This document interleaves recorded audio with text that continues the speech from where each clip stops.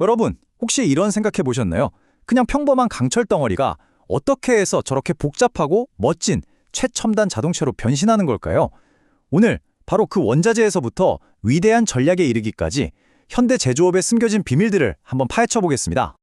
맞아요. 바로 이 질문에서 모든 이야기가 시작됩니다. 어떻게 평범한 재료가 이렇게 놀라운 제품이 될 수 있을까요? 그 비밀을 알아내려면 먼저 엔지니어들의 비밀 도구 상자부터 살짝 열어봐야 해요. 자, 그럼 이 모든 걸 이해하기 위해서 엔지니어의 도구 상자 안에는 뭐가 들어있는지 한번 들여다볼까요?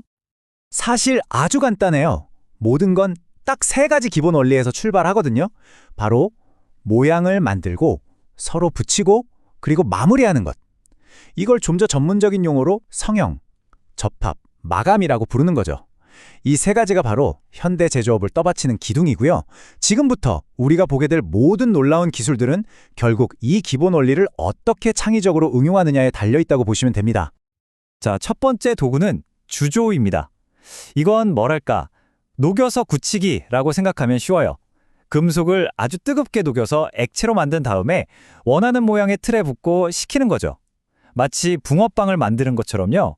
이렇게 하면 아무리 복잡한 형태의 부품이라도 한 번에 뚝딱 만들어낼 수 있어요. 다음 도구는 단조입니다. 이건 눌러서 빚어내기에 가까워요. 고체 상태의 금속을 아주 강력한 힘으로 누르고 두드려서 모양을 만드는 방식인데요. 이렇게 하면 금속의 내부 조직이 훨씬 더 단단하고 촘촘해져서 강도가 높아지는 효과가 있습니다. 그리고 마지막 기본기는 바로 용접인데요. 저는 이걸 불로 하는 바느질이라고 부르고 싶네요. 이 기술 덕분에 여러 조각의 금속들을 하나로 단단히 이어붙여서 자동차 차체나 거대한 배 같은 걸 만들 수 있는 거죠. 자, 어때요? 이 세 가지 기본 도구만 있으면 뭐든지 만들 수 있을 것 같죠? 그런데 현실은 그렇게 간단하지가 않더라고요. 특히 더 가볍고 더 안전한 자동차를 만들려고 할 때 이 기본 기술들은 생각지도 못한 벽에 부딪히게 됩니다. 네, 바로 이 기본 기술들을 현실에 적용하려고 하면 아주 흥미로운 난관들이 생겨납니다. 더 좋은 자동차를 만들려는 과정에서 어떤 문제가 있었는지 한번 같이 보시죠. 요즘 자동차 회사들이 정말 쓰고 싶어하는 꿈의 소재가 있어요. 바로 고강도강이라는 건데요. 이름처럼 아주 강한 강철이죠. 이걸 쓰면 차체를 더 얇게 만들어도 튼튼하니까 차가 가벼워져서 연비도 좋아지고 안전성까지 잡을 수 있어요. 정말 좋죠? 근데 여기 아주 까다로운 문제가 하나 숨어 있습니다. 이 소재 너무 단단해서 엔지니어들이 원하는 모양으로 정밀하게 만들기가 정말 어렵다는 거예요. 이 어려움의 핵심에는 스프링백이라는 현상이 자리 잡고 있어요. 혹시 종이를 반으로 접었을 때 손을 놓으면 살짝 다시 펴지는 거 경험해 보셨죠? 바로 그거예요. 금속도 마찬가지로 아무리 강한 힘으로 꾹 눌러서 모양을 만들어도 힘을 딱 빼는 순간 용수철처럼 원래 모양으로 미세하게 되돌아가려는 성질이 있거든요. 이 아주 작은 반항이 정밀한 부품 제작을 망치는 주범인 셈이죠. 이 문제는 특히 980UI 같은 최첨단 고강도강으로 가면 훨씬 더 심각해집니다. 바로 이 골치 아픈 문제를 해결하기 위해 일본 히로시마 대학의 연구진들이 팔을 걷어붙이고 나섰습니다. 자, 그렇다면 이 스프링백이라는 고질적인 문제를 도대체 어떻게 해결했을까요? 정말 영리하게도 일종의 맞불 작전을 썼습니다. 그 해법이 바로 이 4단계 공정입니다. 1단계와 2단계는 기존 방식과 비슷해 보이죠? 진짜 마법은 바로 3단계에서 일어납니다. 위에서 펀치로 꾹 눌러서 U자 모양을 만들었을 때 금속이 다시 펴지려고 하잖아요. 바로 그 순간 아래쪽에서 카운터 펀치가 역으로 훅 치고 올라오는 겁니다.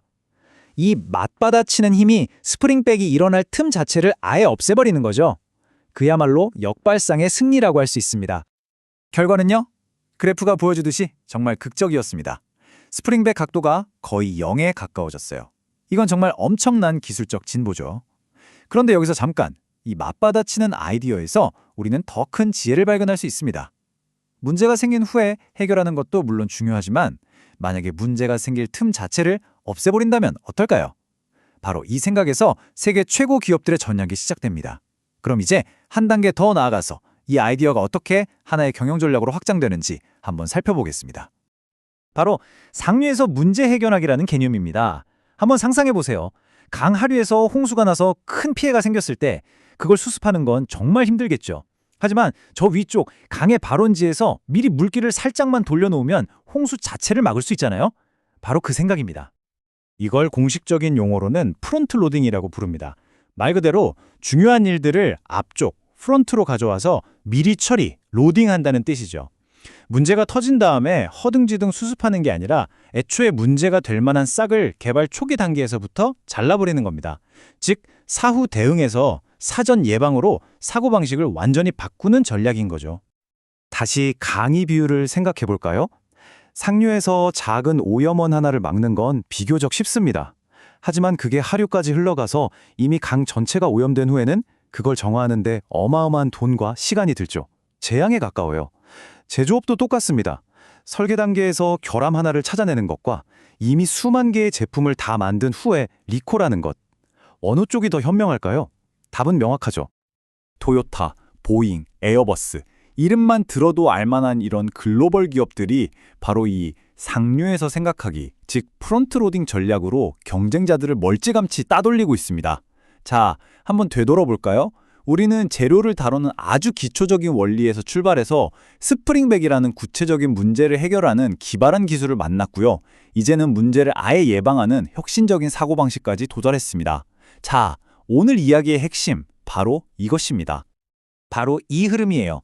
가장 기초적인 원리에서 출발해서 눈앞에 닥친 어려운 문제를 해결하는 구체적인 해법을 찾아내고 마침내 그 경험을 통해 문제를 근본적으로 예방하는 더 높은 차원의 지혜, 즉 혁신적인 사고방식으로 나아가는 것. 이것이 바로 오늘 우리가 함께 걸어온 여정의 핵심이라고 할 수 있습니다. 오늘 우리가 함께 살펴본 이 엔지니어링의 지혜는 단지 공장 담장 안에만 머무르지 않습니다. 혹시 여러분의 일이나 삶에서 자꾸만 반복되는 골치 아픈 문제가 있나요? 어쩌면 그 해답은 이미 문제가 터져버린 하류가 아니라 모든 것이 시작되는 저 멀리 상류에 있을지도 모릅니다. 한번 곰곰이 생각해 보시면 어떨까요?